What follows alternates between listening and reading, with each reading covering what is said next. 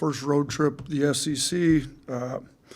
If you're going to try to win a championship like we talked about before SEC play started, these are games you got to come ready to play, find a way to get a win. But it hasn't been an easy place for us to play. 2 years ago when we were the number one overall seed in the tournament, we barely snuck out of there with a win in overtime. So this is a team that, has beaten Clemson at home. They've been a little bit up and down. Obviously, they didn't play well against Mississippi State. We all saw that score. But, I think we should expect a team more like what played Clemson than what played Mississippi State. And coming off that loss, I'm sure Coach Paris will have them ready to go. This will be another team that's got one of our former players, and Nick Pringle, and he was great for us in the Final Four run. Had a lot of really good games for us here over his 2 years, and be good to see him. He's playing well for him. He's their second leading scorer. Their front court's been carrying this team. Him and Murray Boyles have been really good for him. We've got to do a better job guarding the post than what we've done in the past. And offensively, we got to keep taking care of the ball and not turn it over. It'd be nice if we could start making some shots, but I think we've been focused on getting the right shots for the right guys. So hopefully our shooting percentage will come up a little bit. But looking forward to our first conference road game. These are games where you find out whether your team's going to be able to compete for a championship or not. So, and what we had going this week, I saw LeBaron made freshman of the week for the third time. It's the only freshman to make it for 3 times. And you look at some of the talent that's coming to the SEC this year, that's a really good award for him. Love the fact he's playing this well. I think there's still a lot more in him, but it's good that people recognize he's helping us. He's on a winning team, helping us win big games.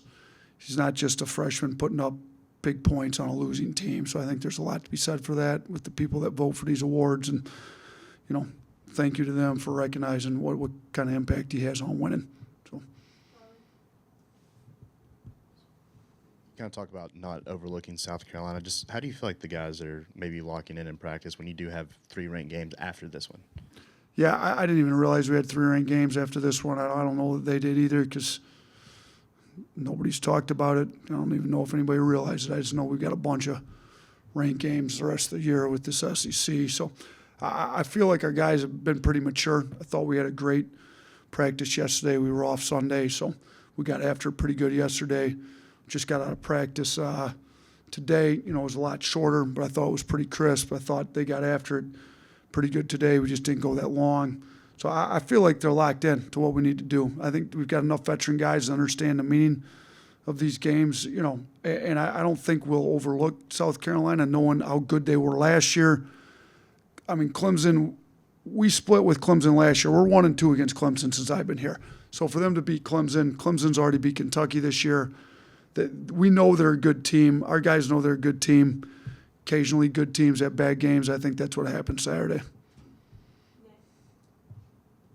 Yeah, you mentioned Nick Pringle. Kind of follow up on that. How have you seen his role maybe been different for them, or how has he changed as a player from his time there? They obviously play different than us. They play through the post more, so he gets more post touches, and he's been pretty good with them. I see some stuff he did for us that he's doing for them. That probably helping their offense a little bit. They play a lot slower than we do, so he's getting less in transition. But when the opportunity's there, he's still an unbelievable athlete and get out and run. So he'll take advantage if we're lazy in our transition D, and he'll get out. But for the biggest thing is he's just getting a lot more post touches. He's playing more on the perimeter for us and kind of being a connector. Now he's actually getting fed and expected to score on the post, and he's doing a pretty good job of it. We're going to have to do a good job guarding him in there. I think Miles Studi had 19 when they played Clemson, and you've done a pretty good job against him historically, but how do you carry that over to this game? Yeah, you can't get any open threes. I mean, he doesn't miss many open ones, particularly in the corners. His percentage is a lot higher on corner threes than the rest of them. So when he's in the corner, we can't, give him any easy catch and shoot threes from anywhere really. On open catch and shoots, he's shooting a really high percentage. So whoever's on him has to be alert to that, and he just can't get any open threes off. You mentioned competing for the conference. It seems like when that talk, at least currently this season, it's been like Auburn and Tennessee at that 1A range, and then you guys maybe in that 1B range, just in terms of perception. Does that give a chip on your shoulder? Is that something that the players kind of are looking to prove? You know what? You'd have to ask them, but I would hope it would. But I mean, I understand it. Tennessee's undefeated. Auburn's played as well as anybody in the country all year. Those two teams have looked great. We've fallen a couple times. Our road game at Purdue, we didn't look very good. Couple areas, I think we've cleaned a lot of that up since Purdue. The neutral one against Oregon, so that's the one Reitzel went out in. So we had to try to make some adjustments on the fly, and we really haven't been healthy.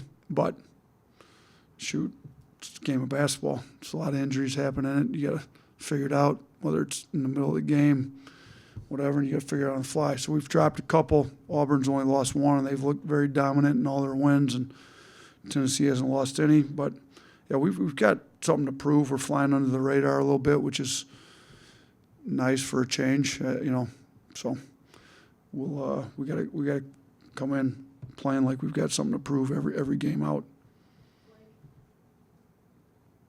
Yeah, just what have you seen from Grant Nelson this season, and where maybe have you seen him improve from a year ago?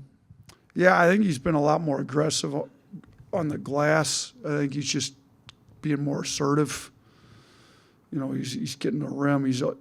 He was not healthy all last year either, up until he's had a few little nicks here and there. But he had the hip groin deal, wherever it was in there, that he was out all summer with after we got taken care of after the year. That's been healthy all year, so he's been more explosive, I thought.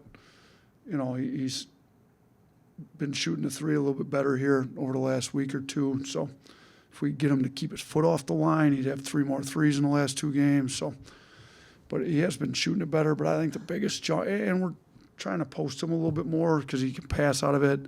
He's turning it over a month or so ago. I think he's done a better job of that, not turning it over when we post him. But he's playing more at the 4, so he's got a little bit more mismatches with him going against 4s than when he was at the 5 as much as he was last year. What are you seeing from Phylon now that maybe you weren't seeing when practice started in the preseason?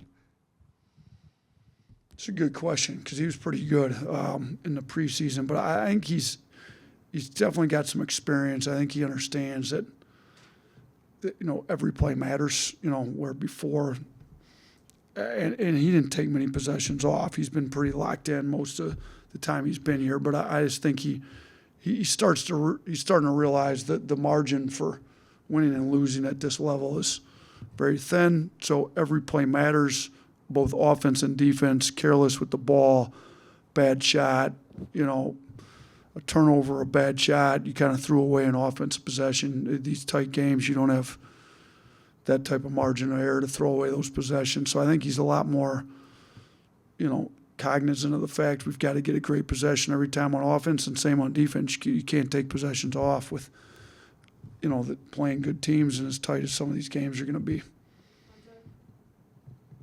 South Carolina has done a good job of not allowing many threes. Just what have you seen from their perimeter defense? Yeah, no, they do a good job building out. They fly around, they play hard. I mean, Lamont's done a really good job since he's been there. I think he's one of the 4 finalists for National Coach of the Year. I think one of the better things he's done since he's been here is get the team to play really hard. So, schematic-wise, sometimes, like when we didn't give up many threes when we had Bediako, we would drop, play the pick and roll with only 2, and just kind of stay locked on to shooters. They're not quite that way. They don't have a Bediako in the middle, but they'll switch pick and rolls, which you should be able to guard with 2 guys. They'll blitz pick and rolls, which you got to pull a 3rd guy in on that. But when they do that, they seem like they fly around and really try to run you off the line and then just rotate and make it. So I do think we can get the ball moving, if they choose, and I think we can generate some good threes off it. But it's going to be hard. They play hard, but I think the opportunities are going to be there. Some teams we play just refuse, but they will put 2 on the ball voluntarily to try to turn you over, whether it's a blitz and a pick and roll or doubling some stuff, and then they'll just try to fly around, and they do a pretty good job flying around to run you off the line. Coach, we've seen what Cliff could do offensively, specifically on Saturday. What would you like to see him do defensively as you guys get into the grind of SEC play? I mean, Cliff's got to really protect the lane. He's got to do a better job in ball screens, really guarding that ball screen as much as possible with two guys, you know, not letting the roller get behind him like he did in the Oklahoma game a few times. Guarding that stack, pick and roll coverage, he's got to do a better job with that. So I think his pick and roll defense has to be improved. His post defense, it's gotten better, you know, but he's got to continue to get better next. We're going to play some good post players, and there's teams in our league that feed the post a lot, and he's going to have to guard it. A lot of times we're going to ask him to guard it one-on-one, and he's just got to kind of patrol the lane and protect the rim and make sure teams aren't getting any easy buckets at the rim. So, you know, I thought he was really good offensively out of the gate. He was good both sides of the ball out of the gate. I thought our whole team was great defensively for the first half against Oklahoma. The second half, not so well, but I thought he had a good mindset coming out. And he's got to keep getting out of pick and rolls faster so our guards can find him more and put more pressure on the rim. I think that'll help open up some open threes too, and they've got to really be worried about him coming downhill at the rim. So he's been good, but there's a lot of room for improvement, and he can help us get a lot better as a team moving forward.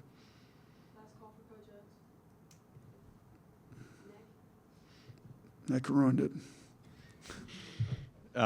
Just another follow-up to just again with the second game that you played a former player in the last two games. Like, are there any challenges to when a player has been here and they know your system, or does it kind of change so much year to year? Yeah, I mean Nick's a smart player. He's going to know our play calls. He's going to know. You know, we've got some new stuff, but probably 80% of it's what we were doing last year. So he's going to know what we're doing on some play calls. I'm sure he's going to alert them to it. They're going to be a little more prepared than maybe some other teams would be, but.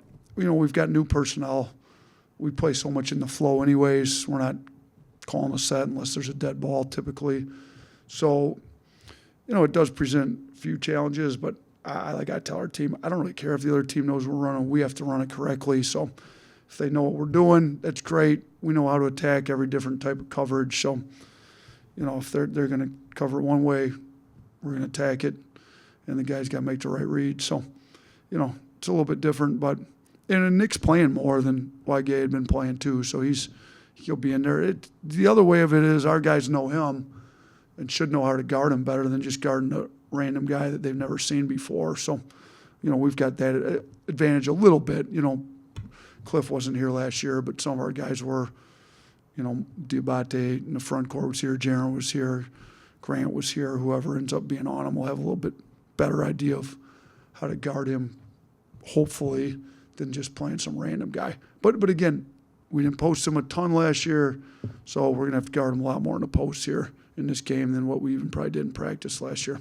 So, all right, thanks, fellas.